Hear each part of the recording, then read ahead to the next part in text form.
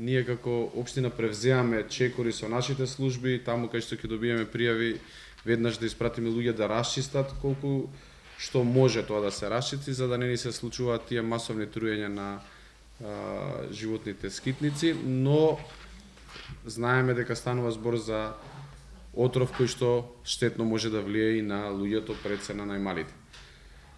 Денешна пресконференција со цел ние можеме секојдневно да организираме и чистење и патроли и да искачаме адхок на терено и постојано,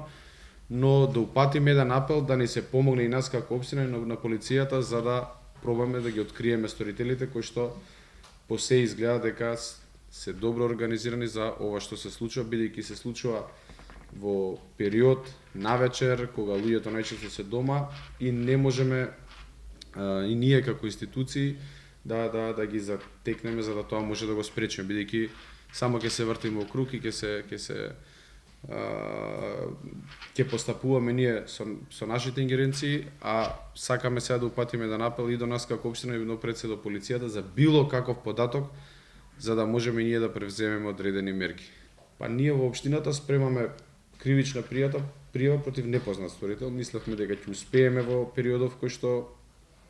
предстои да добиеме одреден податок, но на жалост немаме никаква информација. Секојдневно добиваме од 4 до 5 пријави за расфрлан отров на разни локации.